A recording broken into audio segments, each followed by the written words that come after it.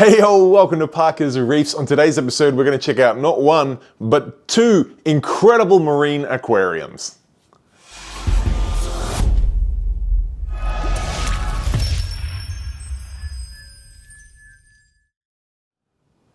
All right, thank you for joining me on yet another episode of Parker's Reefs. And today, as touched on in the intro, we're going to go visit Rob, a long-time supporter of this channel. And you may have seen his tank featured on this channel a couple of times. Firstly, when he first had it set up and running. Secondly, when we went back and installed a huge custom Seatorch sump. And now we're going back to check out an update on his reef tank and also get a little sneak peek at a new project he's been working on, a fish-only huge Cade 2100, which is super exciting to see. Now, I should point out that this video has been partially brought to you by Nick from NVS Aquariums, who, if you're not aware, makes some incredible custom lids, as well as some other things like he did the frag racks for my frag tank, designed those all custom to fit in exactly the way I wanted them, which were incredible. But he is best known for his polycarbonate lids that I do run on my very own Dream Reef tank. And of course, Rob runs on his reef tank and had a custom one built for his brand new Cade.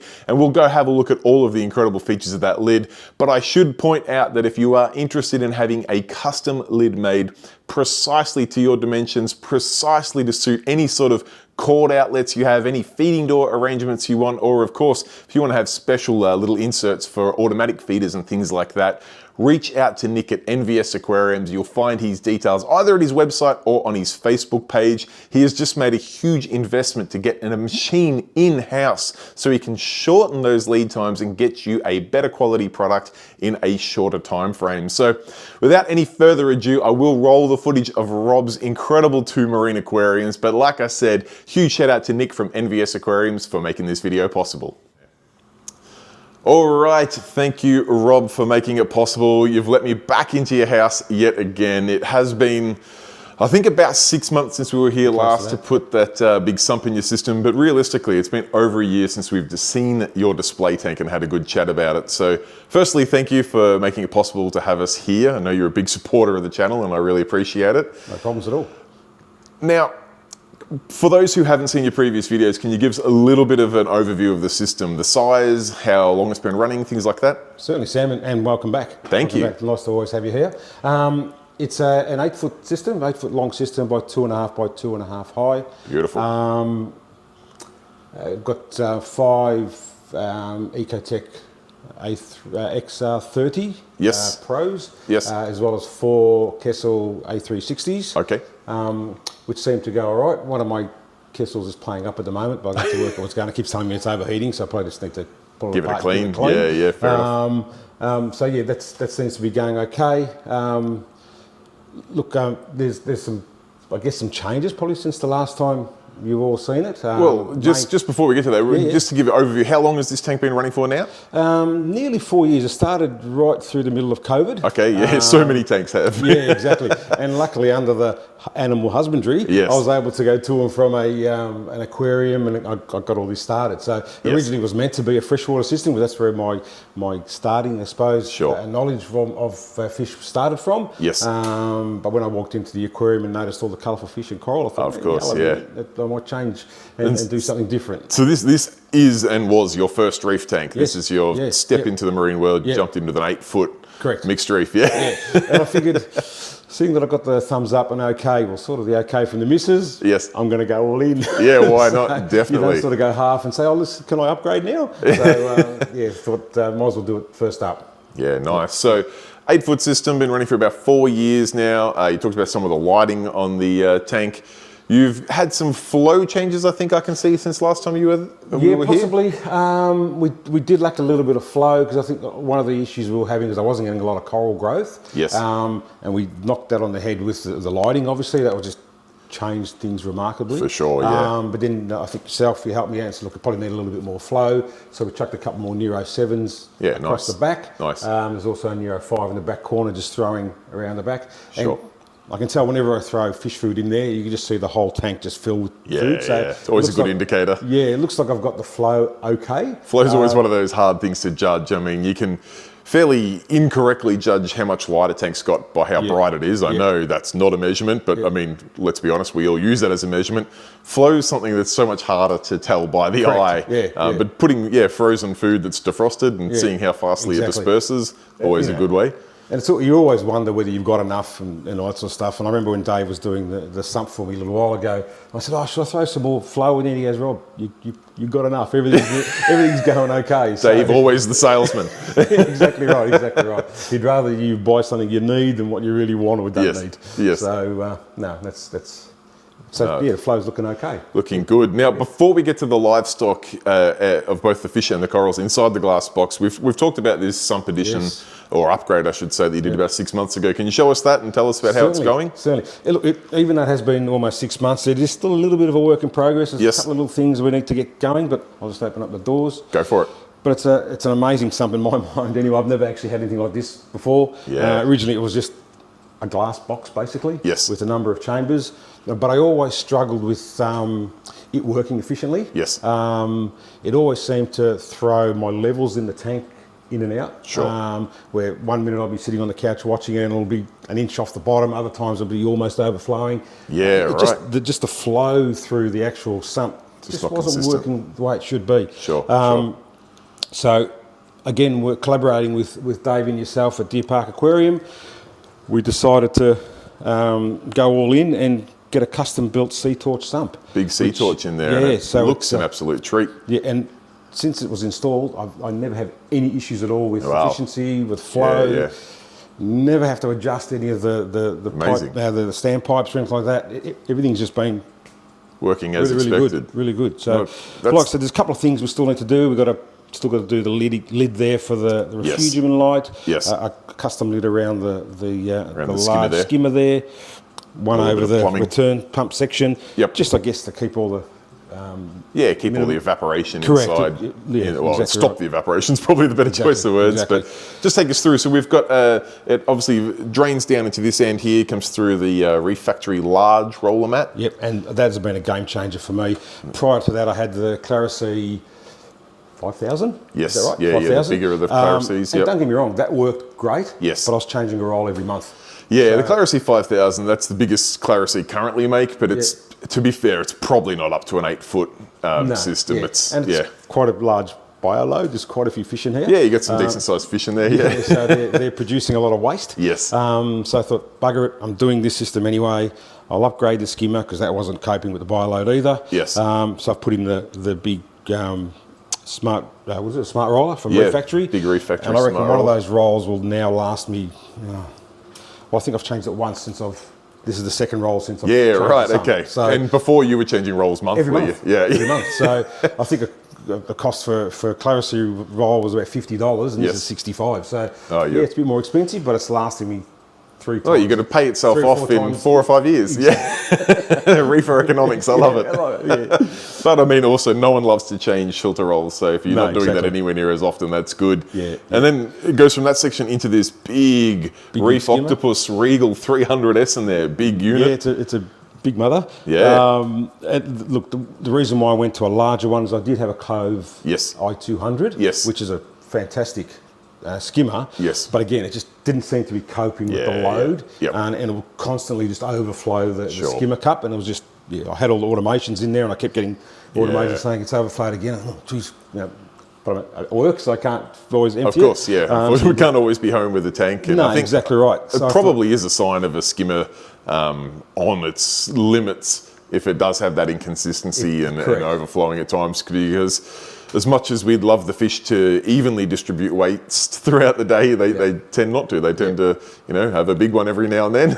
Send the skimmer in overdrive. Exactly. So I decided to get the biggest skimmer I could possibly get to fit in there. Yes. And that's been working a treat. It just really pumps out the skim. I cleaned it yesterday and it's already looking like it needs another clean. It's an absolute animal and has never overflowed. Yeah, nice. And the beauty about that, it does have its own automatic cutoff. So if it happens to overflow, at least it'll shut off. Beautiful, fantastic. Yeah. And then you go into a very nicely sized refugium there. Yeah, it needs a bit of a clean, I think. That's all right, the light's off, we can't tell. Exactly. So, look, that seems to be producing some good growth now. Great. I did struggle initially with having some growth, and Dave suggested I start dropping a couple of drops of iron, coral essential iron, each morning, and that seems to have just sparked it. Definitely sparked it. So now I probably harvest every couple of weeks. Okay, yeah, that's ticking along nicely. It doesn't fill the refuge right up, but enough for me to say, you know what, I should take some out. Yeah, and it's helping in keeping those nutrients under control?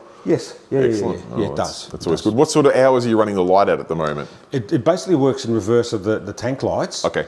But it does run for a couple more hours. Yes. So I've basically got that running almost 12 hours a day. Okay, Oh, you've even got a little bit of room up your sleeve there. I know people, including myself, do tend to extend that refugium lighting a little bit. You do need to give it a couple hours at least a day. The algae, the science would suggest that it does need a couple of hours with no light to help the photosynthetic process. Right. But you can push it up to, 20 hours a day if you need to, just to try and burn up a few more nutrients. I think if I did that sitting on the couch here, the family would be thinking, why is this thing glowing red?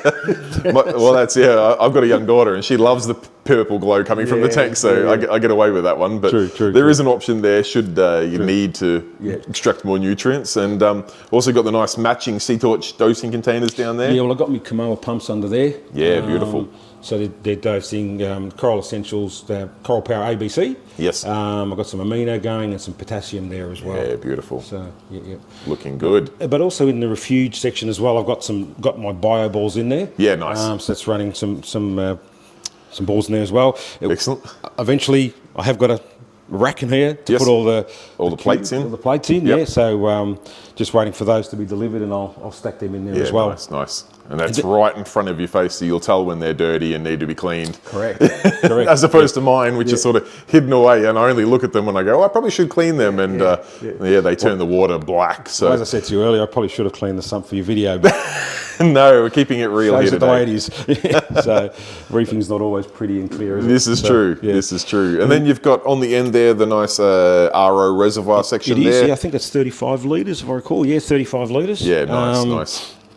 Yeah, and that's also attached with a smart ATO that comes straight out of my RO system out in the garage. Yep. So that just keeps it constantly topping up. I never have to walk in with buckets and watering cans. Always nice. That sort of stuff. Excellent. And then, of course, the return section up the back there. Yeah, there's two Ecotech Marine Vectra L2s. Yes. That right? Yeah, Vectra L2s. I always forget the terms. One's obviously running the return for the tank, and the other one's running all the accessories on there. Sure. Which leads me to the other bit of work we need to do is I've got my Seatorch media reactor there. Yes. I've just got it currently running just a pump running through there just to run some media through it. So I run some carbon and some phosphate minus. Yes. Because I do have a bit of a phosphate issue of course. From time to time. But yeah, I'll eventually have that plumbed into that Vectra as well. So nice and tidy. Negates the need of the extra pump and everything looks neat. Yeah. Oh, I'm sure. Colour coded. The green stands out. The green soft hosing doesn't match the red and white hard plumbing that's everywhere else. No, that works well. And you've also got the Seatorch calcium reactor on there. Yeah, that's going great guns. Actually, I probably need to top it up because there's a lot of area in there. But that's working a treat. Excellent. Always good to see. Pumps it in nicely.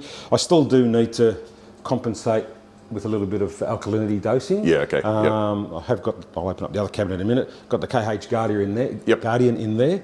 And I must admit, since installing that in there, I've had nothing but stability when it comes to my alkalinity. Yeah, good. It's just sat around at 8.15 to 8.2 all the time. Amazing. It's never really gone much above that or below that. So always good when a piece of equipment that, it does, to be fair, is not a cheap piece of equipment, but when it does what you want it to. But I love it so much, I'll be getting another one for a surprise coming up. Excellent. But that's just in here, just a little cabinet that we put together. Yeah, nice. Now this was a cabinet that came in at the same time as the Sump upgrade, is that correct? Pretty much, yeah, pretty much did. Luckily one of my neighbours is a cabinet maker. Yes.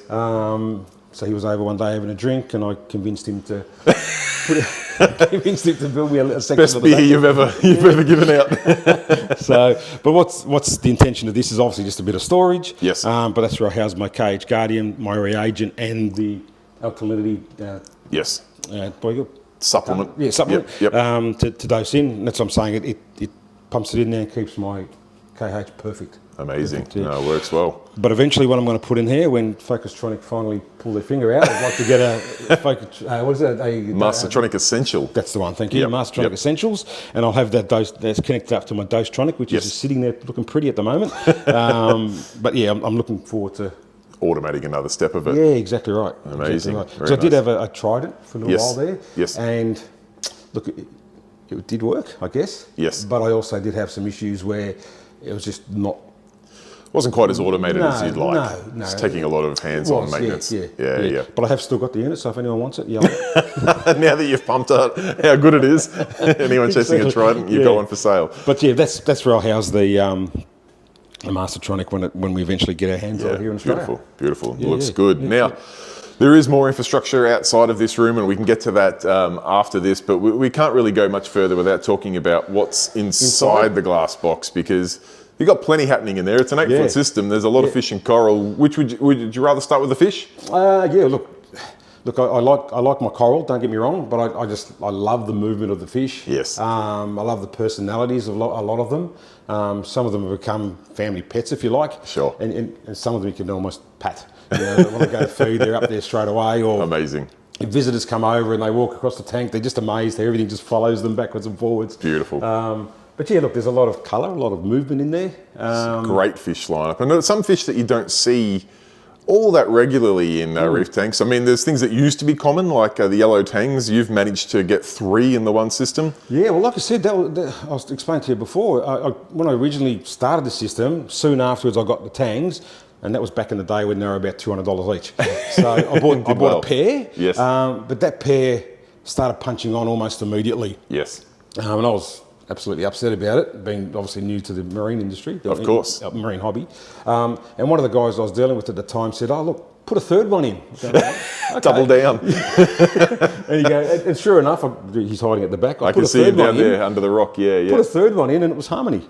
And now they all get along well. Although the smaller one, here comes. There he is, right on cue. Tends to stay this half of the tank and the other two tend to stay over there. But they do mix around. They don't punch on when it's feeding time or anything like that. But it is a story that, I can definitely, I can believe it, I can see it, that it worked, but it makes the mind boggle that the 2 big guys there were the originals that used to fight. Punch on, yeah. Added another third that you can see they're just having a little tussle with now, of course, but nothing serious. No. And now the 2 big guys tend to hang out more together. They do, and it's the third one, it's the third week. It sort of hangs out and the there's side. minimal aggression between them, which, is... it's a ballsy approach to fish aggressions, and I'm glad to hear that it worked, because it could have gone south. Like I said, they've been in there for almost the whole time they've had the tank, so at least 3.5 years. So yeah. No, they look great, and then you've got some other big tangs in there too. Yep. We've got the big sailf in there. Yeah, beautiful. He's that used to me now that he hardly ever flares his fins, and it disappoints me a little bit. I try to get him a bit aggro to flare up, but whenever a new visitor comes, he will flare up. He'll sort of show off, almost of course. Twice the size. But you've got your standard blue tang in there, and what else have I got in nice there? Purple. The purple tang, Prince, contrast those yellows really well. Where else have I got here? I've got the mimic tang. Yes. For some reason my grandson called him Shady. Don't know why. We'll just go with it. Slim Shady. Yeah, maybe. I don't know. Obviously, grandson Slim Shady's probably not the right age. No, exactly right. No. And I've got me gold rim or white cheek tang there, Cheeky. Yes. Here he comes. Here he comes from around the back. He's probably the boss of the tank. Okay, he's very timid there at the moment. Exactly scared of the camera, but that's often the way the boss of the tank goes. Yep, he is the boss, and he'll push people around, especially the purple tank. Punches on with him a little bit. Interesting. They don't fight; they just chase. Yeah, just flexing a little bit. Circles around the rock work. So also saw, is it a bristletooth tang in there? Yeah, he's there. Yeah, BT, the bristletooth. Where is he? No, that's not him. That's not him. I saw him just a second ago. Oh, there he is. Yeah. Just in the centre there. Yeah, he looks very dull, but when he gets the shits up, he just goes bright yellow. Yeah, wow. Brightens up. He just looks amazing. Do like a fish that has a nice contrasting it does. approach like then that. He comes, you see all those contrasting spots on him. Yeah. But you'll be sitting on the tank at night time and you just hear him munching away and he'll be chewing on all the algae on the back glass and all that. Yes. So he's doing his job. He's definitely a utilitarian fish. Yeah. Nice. Now, you've recently added a trio, is it, of rabbit fish in the system? Look, I've always had a fox face. Yes. And I did lose the one I had, unfortunately, so I had to quickly replace him. I can't see him right now, but just your standard yellow. Yes. Fox face. But I always wanted to get a magnificent. Yeah, gorgeous. And I was always wary that the two of them, putting him in after the fact, they're gonna fight till the death, basically. Yes. So when I had the opportunity of putting in a new yellow, I said, you know what, I'm going to go with the magnificent as well. Yep. And from day one, they just basically followed each other around all the time. Nice. Never punched on. Big win. And then a few weeks later, I saw, I think it's just a gold bar rabbitfish. Yeah, yep. At Dave's, and I thought, I'm going to give him a crack. And Dave's going, you sure? I said, I'll just try. Touch wood. They've been You've got the magic touch with the rabbitfish. I think it's just lucky. Yeah. Have a trio of rabbits. There's the yellow one at the back there. Yep, doing his grazing, just as you would hope all rabbitfish would. Yep. But to have the standard beautiful bright yellow with the magnificent to get that contrast of colour, and then to go even a step further with the gold bar there, that's a great outcome. And a gold bar with his unusual eyes. It looks like they're cloudy eyes, but seems to be fine. He's fine. And the good thing about him too is they keep, because I have got quite a bit of bubble algae. Sure. But I hardly ever see it in the display. Yeah, great. I only ever see it in the sump or in the weir. Nice. So clearly they're doing their job. They're grazing away at it. Well, that's what you always want from a rabbitfish. Yep. And then I love my wrasses. I was going to say, wrasse has got to be the next thing we talk about, because you've got, I mean, I can see the mystery right here on cue.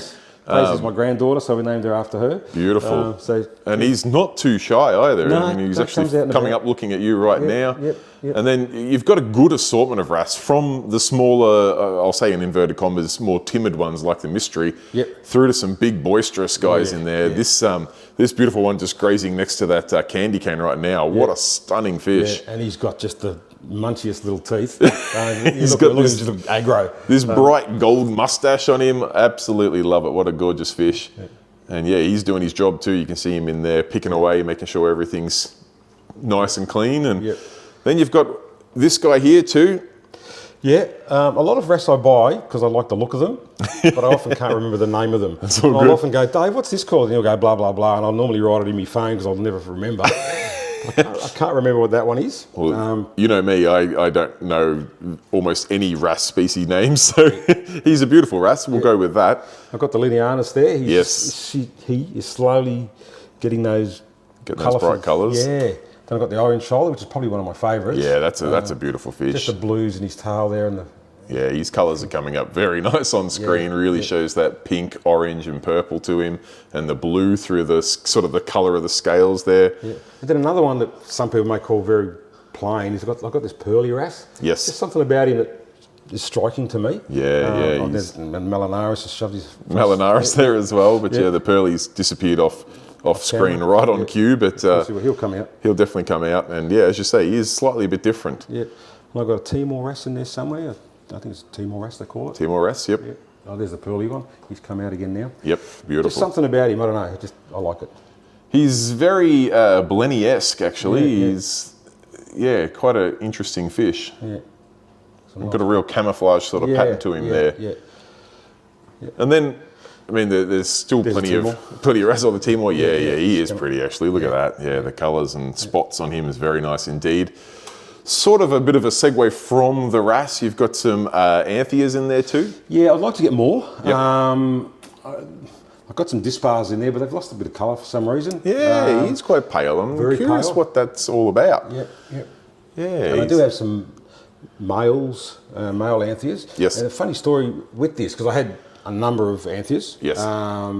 And I wanted to put a male in there to go with them. Yes. And it was literally the day I brought him home and put the male in there that this other guy decided he wanted to be a male as well, and he almost coloured up and almost the same day. It was like, wow. They locked jaws for a number of days, and I'm talking they locked, and they would be rolling, and full death roll. As though they were fused together.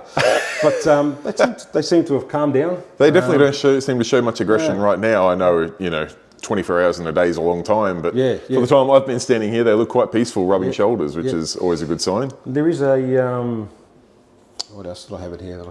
I like Austin, who is he? I can't think of the name of him now. If he pops out, I'll show you. No worries. Yeah, I don't know what else. Yeah, I've got some blue-green chromas. They were probably here from day one. They were the very first fish I had. Yes. Got some pyramid butterflies in there. Yeah. Mandarin fish, that's him. I did see the mandarin, yes. Austin's the mandarin, Austin Powers being the psychedelic. So Austin's in here somewhere. He just comes and goes, but every now and then I'll just see him clawing up the edge of the glass. Yes. I did see him swimming about there a minute ago. Yeah, he was over here. That's what reminded me of him. Yes. And we do have old mate, the flame hawk. Yeah, he was, there he is in there in He's got a personality. In between all the stag horns in there, just settling himself down in there. And then the bicolour blenny. It's probably the last fish I put in there is the bicolour blenny. Yes. Oh yeah, just see his behind the rock there. gold tail down in there. Yeah. He's a nice size and got good colour to him. Yeah. Took a while for him to come around. Very cryptic at first, just hiding amongst all the rocks. Yes. But now he's no problems. He'll perch himself on corals. He'll have Right on cue. His little feelers pop up out of his head. He's got a cute little head. He does. Looks a treat. Yeah. Very, very nice. Now, you've also got an Australian stripey in here as well. I do. I put him in when he was the size of my thumbnail to try to control some aptasia I had, and he did a magnificent job doing that. Yes. But I think now that he's become big and beefy and loves eating all the other food I put in the tank, that he's not so much looking after all the aptasia. So I have got areas of some aptasia. So I may consider putting another baby one in there just to help control that, I guess. Fair enough. I must admit, I love the Australian stripies. Yeah, great looking fish, I think. Great personalities and affordable, hardy, awesome fish. Yeah, exactly. Now, there is probably yet still more fish. In fact, I can see like some massive pajama cardinals in there. They're the biggest pajama cardinals I've ever seen. In the middle there. Oh yeah, you got a trio. And there's the biggest one right there. Real dark too. Yeah. Interesting. Got to be mean looking mouth. He's got to be very mature stage. Yeah. We need to talk about the coral because there's plenty in here that you got an 8-foot tank and there's only a couple of patches of rock that aren't full. Yep. What sort of coral you got in here? What's your favourites? What's working well? What's not? Look, I must admit, there's probably no real must-have corals that, you've got one of those. I don't think I've got any of that. That's debatable. Yeah. Okay. Again, like my fish, I walk into Dave's store and I see something I like, I'll ask questions about it and it ends up in the tank. So it's not that, that's a Walt Disney or whatever it's called. Not chasing name things. It's whatever strikes me as good looking. So yes. I don't think there's anything here that's of a name. But look, probably the things I like the most is a bit of my hammer garden here. It's probably not as fluffy and big as it normally is. Really, it's decent. It's puffed out pretty nice, particularly compared to my hammer garden at the moment, which my angel's slowly nipping away at. But I love this little green splash just randomly on the reverse stem hammer there. That looks fantastic. And it's amazing you say that because both that and the candy cane, when I'm sitting on the couch at night time and the lights start going that blue as it starts to turn out, the tank just pops. And really it's those two things that just really stand out, as well as the greenish sort of colour hammer up there. Definitely. And I do love that. Like you talk about not having any must-have corals and things like that, but the must-have corals are the ones that have the story or the connections like that to me. And that little green splash on that hammer, the beautiful candy cane, and I believe this grew out from... It was literally one little head. Yeah, one head. Yeah. The same with the Duncan over here. That was just one head when I put him in there. Yeah, right. I didn't even know where to put him at a stage because I was still new to reefing, but it sits beautiful there. Yeah, you've got nice flow and colour. MP40 blowing through it, it just gives it that bit of movement. It's nice. Definitely. Yeah. So no, they look great. And I also love this bommy here, the way that you've got a bit of a tabling acro, the bright green pokey, the toxic candy cane, the super bright pink bird's nest, all literally touching. In fact, there's pokey polyps rubbing against the candy cane and the bird's nest there, and nothing's killing itself off. Don't jinx me. I'll touch the wood now just to make sure I got that on camera so everyone can see. But it's always nice when you see the corals grow in and get that close without creating warfare. It's amazing. And that just comes down to obviously luck. But when I first started, I really had no understanding of coral placements and all that. Like I said, I just bought and placed.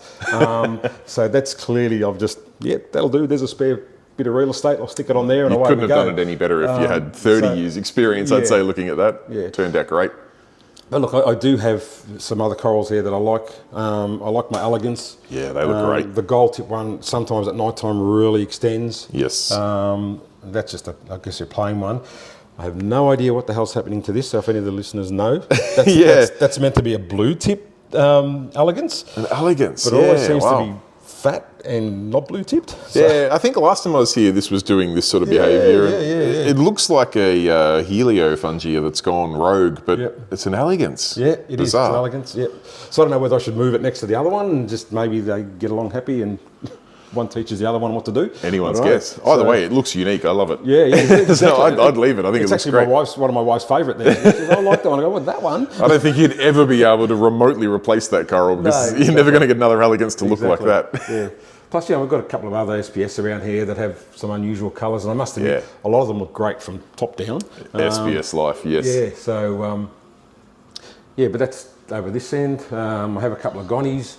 Of course, my purple gonnies decided not to play ball today. Goni is such a temperamental coral, and they tend to open up when the camera's not coming and shrink down when they're not. Yep. You've got some really nice blues and purples in these pieces up here. Got some good colour there, but you've been telling me you've been hoping to get a little bit more colour out of the system? I do, yeah. Look, it's something that I've always had issues with, and I don't know why, where I buy them from the shop. Yep.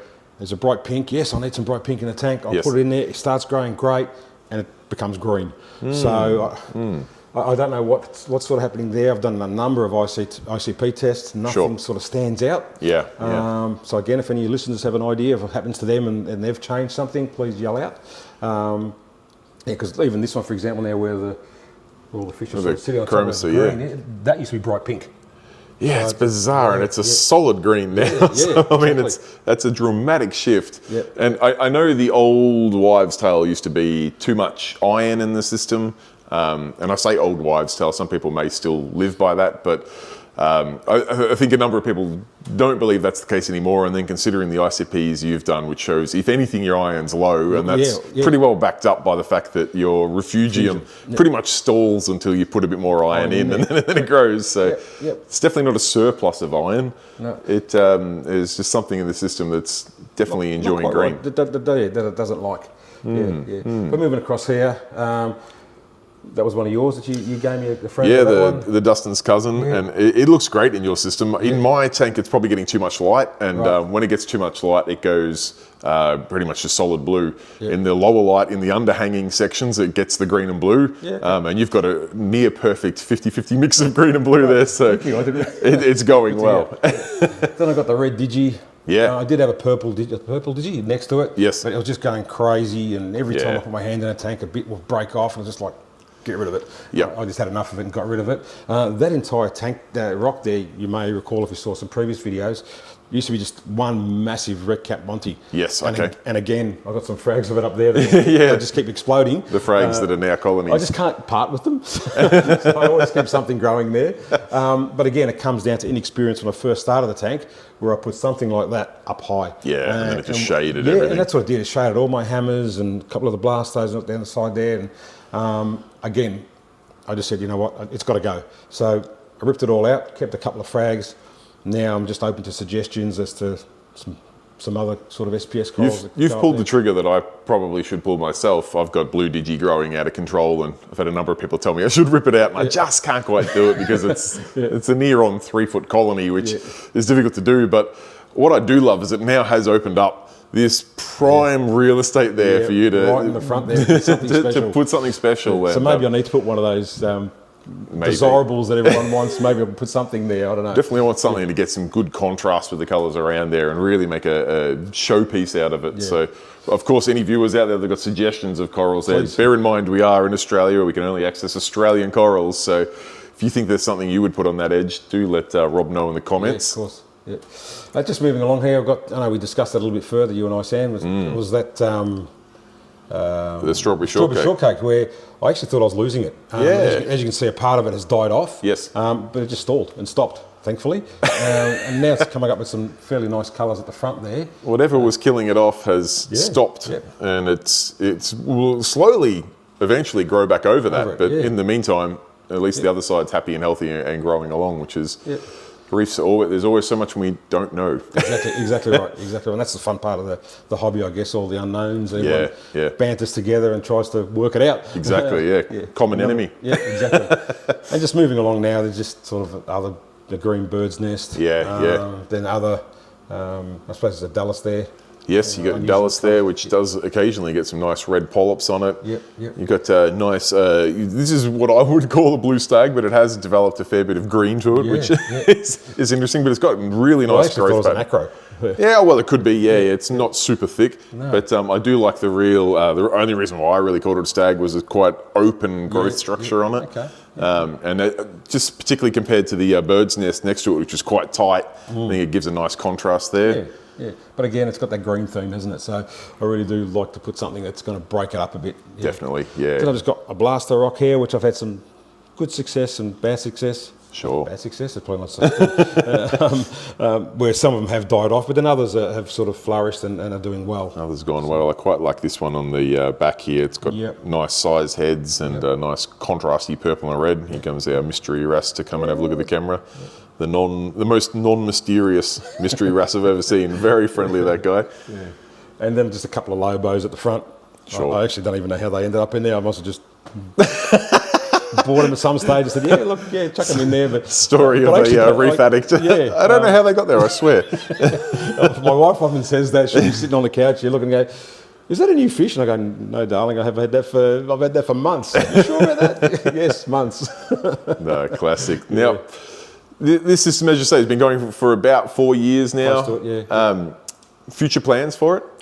Like I said, I want to put some something up there just to make it more colourful. Perhaps a couple of more hammers to close up that rocky area. Yes. Always open to new fish. I know it seems like I've probably got too many in here, but no, you can't go wrong with more fish. If your nutrients are in check, then happy days. Which actually does pose a good question that I possibly was about to skip over. Parameters that I'll use the word chase. Not suggesting you do chase, but what's the ballpark parameters you're looking for in this system? Alkalinity, like I said, with the KH, I always try to sit it around that 8.2. That's where I've got it set. Okay. Magnesium, I've sort of struggled with from time to time, but I try to sit it around that 13 to 1350. Yes. Occasionally it sits a bit below that. Sometimes it goes a bit above it, and I think one of the things I learned from yourself, Sam, was that you can be dosing all this magnesium into the system, and you see nothing changing on your results, and all of a sudden, bang, up it goes. Up it goes, yeah. Just hits the tipping point. Yeah. So it's like, am I dosing too much? When do I back it off? So. But that's just the way it is. It's a forgiving parameter, though, thankfully. So it's a forgiving parameter. So if it does escalate, I mean, if you can keep it under 1800, it'll be fine. Yeah. Calcium. 450-ish. Okay, so that's about right. Yeah, all fairly standard sort of parameters. The one I do have an issue with, and hence the reason why I'm running phosphate minus, is my phosphate. That always sits around the 0.2. I'd never seem to get it under 0.2. Okay. The only time it ever gets below 0.2 is when I put a fresh batch of phosphate minus in there. Then I'll look at it and it's quite low, but then it'll come back again. Okay. And nitrates are high. Most people probably think this is too high. Sit around the 25 to 30. It's not too bad. But I have got a sulfur reactor running on it. Yes. Okay. Because prior to that, I was sitting. I think my Hannah checker just bounced down. It wouldn't give me a reading. I think it was sitting around the 60 or 70. Okay, back then. Definitely pulled it back. Again, with your help and Dave's help, we got the self-reactor on there and got it under control. Got it under control. Okay, so there's your parameters. Maintenance-wise on this system? My wife will tell you that I spend too much time on maintenance, and she goes, I thought this tank was meant to be automated. But look, there's not a lot of maintenance I do. Constantly cleaning the glass. Sure. I reckon every second day, if not every day, I'm cleaning it to some extent. I try to keep the algae off the back glass as much as I possibly can by scraping it off. But now that a lot of the corals are growing quite close to the glass, it makes that a little bit more difficult. A bit more of a challenge, for sure. Yeah. But other than that, look, I clean the weir a little bit, making sure that the cage over the top of the pipe there is clear. Sure. Fairly minimal. Yeah, not a lot. No, I don't bother cleaning the sand at all. Great. Ever. Great. Don't ever do that. The sump, maybe once every probably 4 months, I'll get me shop vac out and give it a good vac out. Clean out, yeah. Gets rid of about 200 litres, and I'll put 200 litres back in, and perfect. Bob's your uncle. But even water changes, I don't even do that. It's all automated. Yeah, great. I do 10 litres a day through the automated system, which is the Neptune dose. A loud system, but it does work. That's one of the things I believe does work. Yes. So I'm happy with that. And in the garage, which you can see in a minute, I do have my drums of RO water and salt water. So they're hooked into this system. So whenever the water change happens, it Grabs it from there. So it throws water out, brings new water in. Beautiful, beautiful. Yeah. Well, we'll go back to where I did jump the gun with a little bit. Future plans for this system. Now that it's 4 years old, it's really hit its mature stage. You've got a couple of things there that you mentioned where you've pulled out some red cap and some blue digi. You've got some space for some coral, potentially some fish. Any other plans? Any big changes on the horizon? Yeah, well, it's funny you say that, Sam. I'm funny you ask. I've always liked. I think this happens to most reefers that walk into a shop. Isn't that fish beautiful? Sorry, it's not reef safe. So you know all the angels, all the butterflies, all these big wrasses, the triggers, the puffers, and that sort of stuff. You can't put into this system. And it's something it was always a bugbear. I thought, I really want these fish because they're bright, they're colourful, all that sort of stuff. So after much deliberation, I guess, I sort of got the tick of approval from the missus to set up a fish-only tank. Nice. So that's been on the cards for quite some time. It's been yes, no, and then finally bit the bullet and did it. Great. So that's only in its very infant stage. Sure. But we'll see that in a minute, where I'm slowly... it's going through the ugly stage at the moment, so it's got a lot of algae in that growing around. The sand's looking brown. And it's got to do all these things, yeah. But I've got a handful of fish in there, and it's some of those fish that I sort of desired for a while. Excellent. So, those non-reef safe fish that could be a little bit risky in this system that you're able to now put into a fish-only system. Correct. So if you like... Let's do it. Let's go and do it. Unfortunately, it's in the garage. That's all good. All right, here we are in the garage. Yeah. And you've got a whole new system out here. I did a bit of rearranging in this in the garage area, but as most people would agree, that if you want something badly enough, you make it work. So things have been shifted around, and where there's a will, there's a way. Exactly right. So bit the bullet. I bought myself a Cade S2 2100. 21, big system. It is a big system, but I figured I wanted to put some bigger fish in here. Yeah. So again, like I was saying to you before, once you've got the approval, you might as well get as big as you can and not go sort of push those boundaries. And want to sort of improve later on. So get what you can get away with. So that's what I did. Agreed. So Dave did an absolute magic job on the scape. Yeah, scapes are something that in fish-only systems, I think are almost more important than reef systems because obviously in a reef tank you want coral placement, but what the actual rockwork looks like when it's empty is kind of not all that important. No. In a fish system, you've probably got more criteria in that you need something that looks good without corals mounted on it, provides the habitat for the fish, so you need some swim-throughs, you need places to hide and things like that. And looking at this scape, he's hit it out of the park. It looks a treat. Yeah, it's absolutely magnificent. He put it together, obviously, out of his shop, and he put it in about, I think, 3 or 4 pieces. And I was taking a number of photos just so I could remember how to piece it all together. I ended up sticky taping the garage floor, the size of the tank, and I've gone, hang on a minute, this looks nothing like what it never does. I had a few rocks back to front, and but got it right. Wow. So I'll probably just put something in this open area here. I've got some rocks I'm playing with at the moment. Okay. Just to maybe make another cave or something there. Fill out a little bit there. I'm not sure yet. We'll see how that goes. Okay. Well, so we've mentioned it's a Cade 2100. It's been running, how long has it been wet for now? Almost 2 months. Okay, yeah. So we are past the cycle. Obviously, you've got fish in there, but it's very, very early days. It is still. Yeah, and as you can see, the back glass is almost like a carpet of algae. Big system, big cycle, and it's going to go through a big ugly phase, but that's on the way. And equipment on this system, you've got a pretty cool looking light frame up here. Obviously fish only, you don't need to... it's just a jerry rig system that I did, and most people probably laugh at it, but it does the job. Oh, it looks great. We've got some AI blades there, 4 AI blades. The coral grows, which seem to light up beautifully. Yeah, they definitely get fish colour really nicely. Yeah, look, two might have done it, but I was just concerned that sort of had them across the middle, it's going to shade the back or shade the front. So I thought, you know what, I'll put 4 of them up there and get it done once. Yep. And that seems to work a treat. Yeah. Beautiful. And then in-tank flow, again, obviously fish-only system doesn't need mass amounts of flow for coral, but you obviously want some water movement. Yep, so I've just got 2 Nero 7s on either end, yes, pushing across the tank, and they just pound into each other. And then I've got 2 Nero 5s at the back pushing towards the front. And again, similar to the other tank, when I drop my frozen food in there, it just beautiful fills the entire tank. Yeah, so once again, I probably use the same analogy that I used in the other tank. Is far as getting that flow going. Yes. Even though this is more of an open structure, but it seems to do okay so far. It's working a treat. I don't think I need any more flow. I think it's working okay. It's giving enough surface agitation, I think. Great. Now, other equipment on this system? Just in the sump area. Yeah, what have you got running in the sump? It's a pretty minimalist sort of a sump, I guess. Right. At this It's stage. a fish-only system. We don't need to have all the bells and whistles. So once again, learn from things that have happened in the past. Sure. I've put myself a refactory filter roller mat on there, so that's working okay. And the large again, I'm assuming? It is the large. Yeah. It is the large. Haven't been going through a lot of roll at the moment, so just sort of playing with that work and make sure I've got all the settings set right. But it doesn't seem to be blowing all the detritus anywhere else. So there is a little bit in there, but not more than what you would Nothing expect. excessive, yeah. So the next chamber will be a refugium, so I still need to get myself a light and get that up and running, but it hasn't started yet. Again, learning from the other system, same skimmer. Yeah. I figure it's working great there. Why change things? Why mix that up? Exactly. So I've got the big Octo Regal 300S in there again, and that's skimming beautifully. Yeah, that looks like it's working a treat.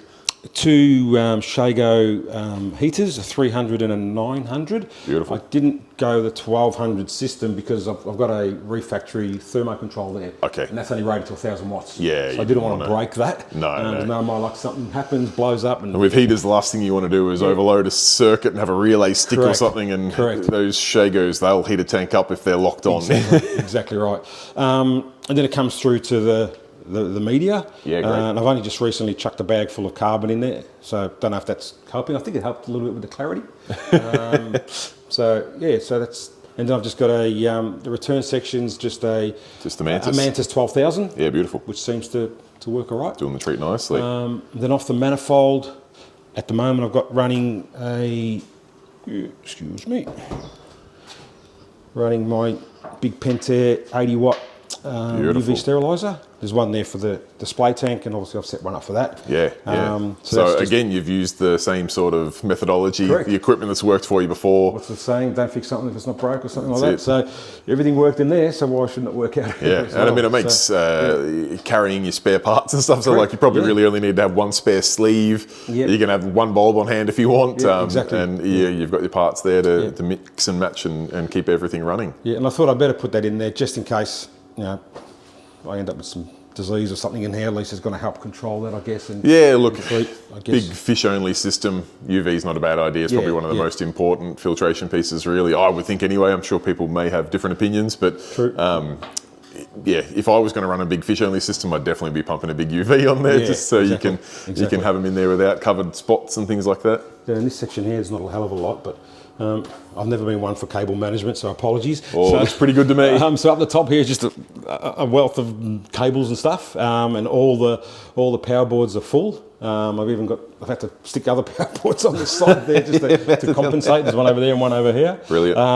But to future-proof it as well, it's all plumbed in. I just don't have it running yet, but I've got the TK2000 chiller. Sure. Because in this garage it does get quite hot during summer. I can imagine. So the last thing I want to do is cook the tank. Don't want to cook the tank, that's for sure. And obviously, fish-only system a little bit more forgiving, but we don't want to get 30 degrees, that's for sure. No.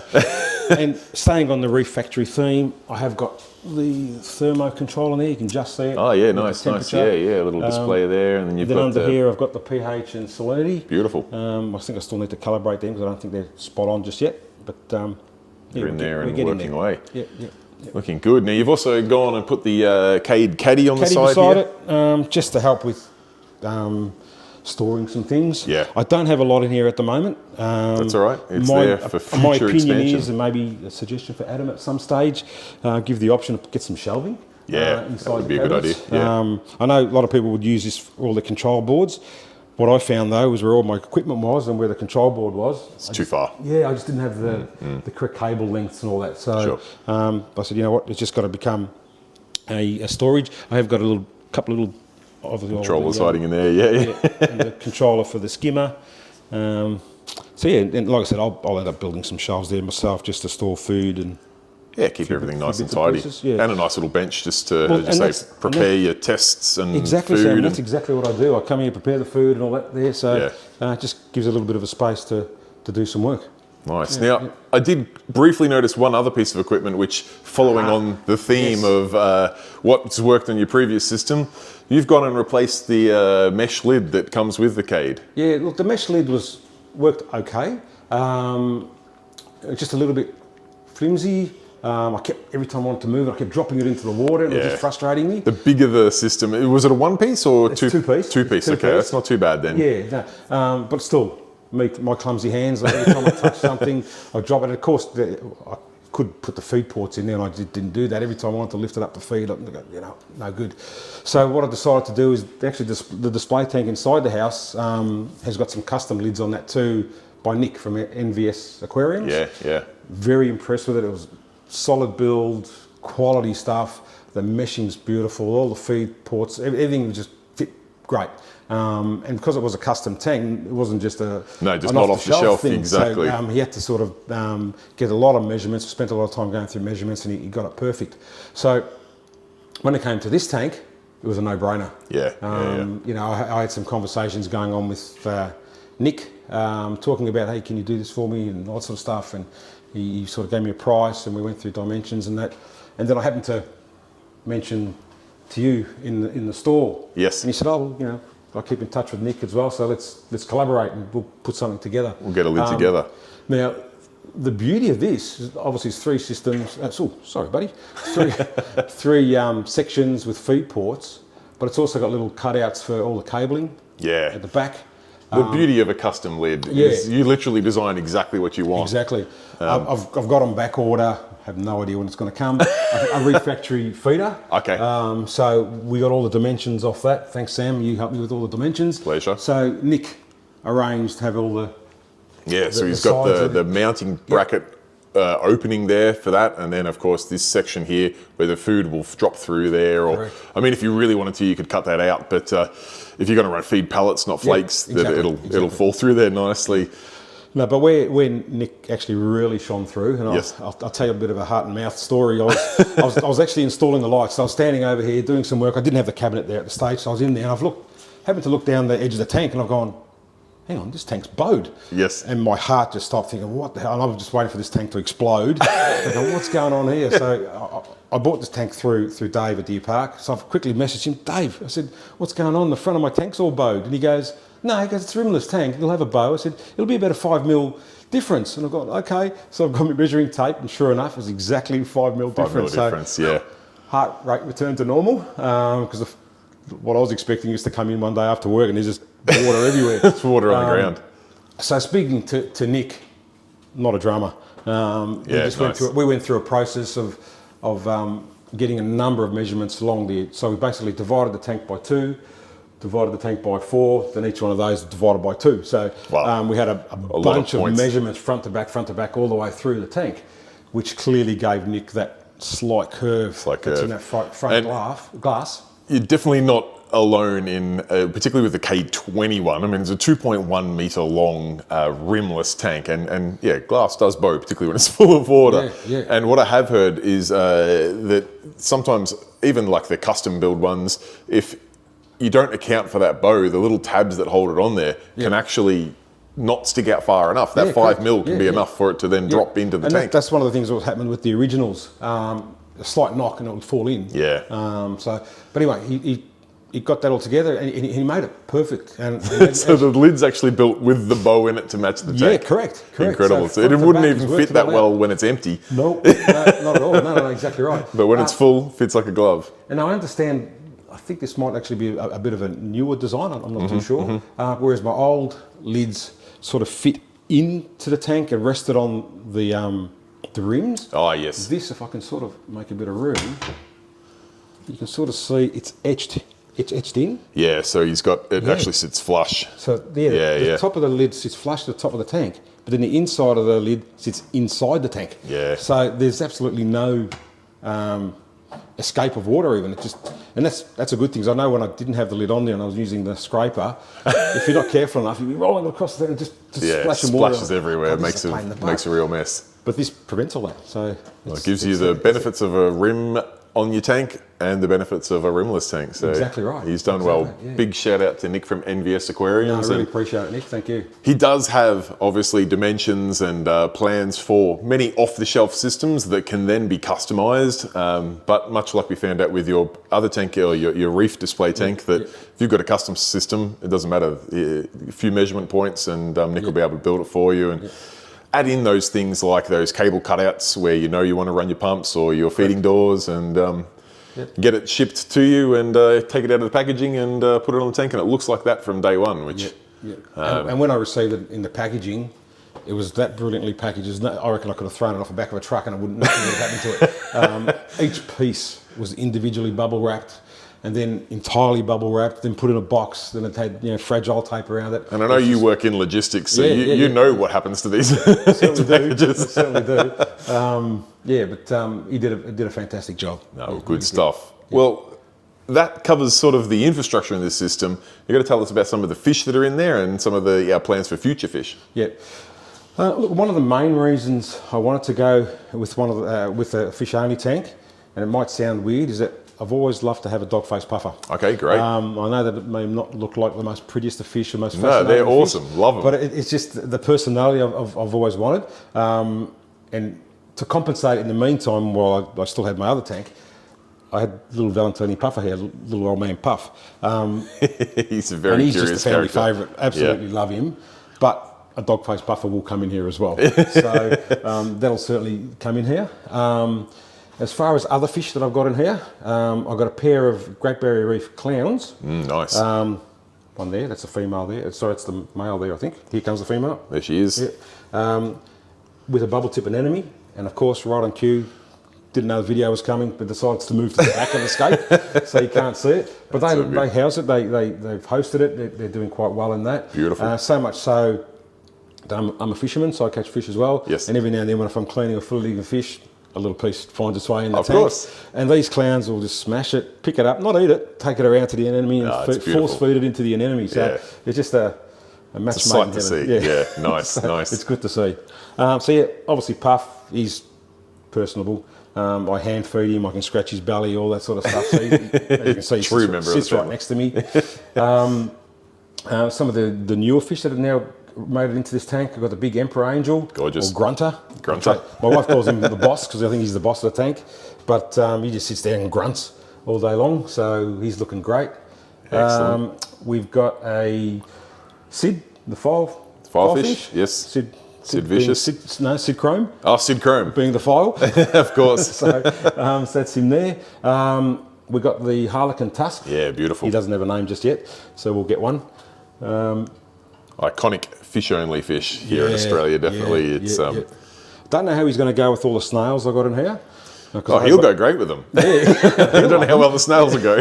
So I don't know how long the snails are going to last, so we'll see how it goes. I do have a pair of bird-nosed wrasses. That's Sassy, the female. Beautiful. And hiding in the rock over there is the green one. He's shy, a little more shy, particularly with... nicknamed him the Shy Guy. The Shy Guy, and he definitely doesn't like the camera. But he does come out and about, and he's a beautiful fish and all that sort of stuff. So he'll settle in. I think these fish have only been in there a week or two now. Yeah, it's been over a week. Yeah, got to give him some time to settle in. Yep. Got the Coral Beauty. He's got some magic colours on him. Just the purple and blue hues around his tail fins and around his body.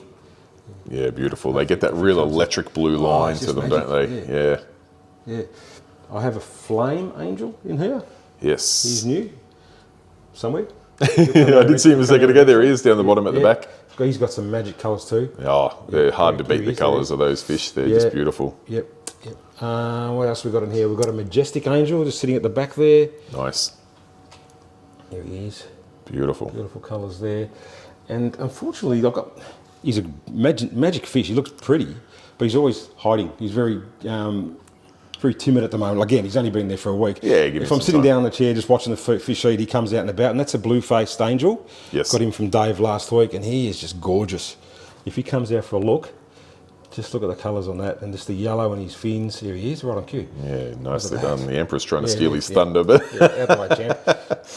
Yeah, beautiful fish. As you say, the blue face with the blue lines through it. Magic. Stunning fish. And when I see fish like that, that's the reason why Yeah. I've got this tank. Yeah, you know, absolutely. Just to see those pretty fish. So, and there is a butterfly in here, but he's always hiding. I'm probably going to get the name wrong. Mueller butterfly, I think he is. Sure. He's sitting at the back there. Yeah, that seems to be spot at the moment. He's like a cousin of the butterfly. He just hides in behind that rock there. Of the copper band, that's the word. I think he's the type of cousin of him. There you go, the green wrasse sort of came out for a while. He came out for a second and went back in. Yeah. Coral Beauty was telling him to go out and get on camera. Yep, and there is a lawnmower blenny in here too. Yeah, he was sitting He can have a bit here. of a munch. Yeah. He's an unusual fish, just sort of sticks his head out of the rocks and has a bit of a look.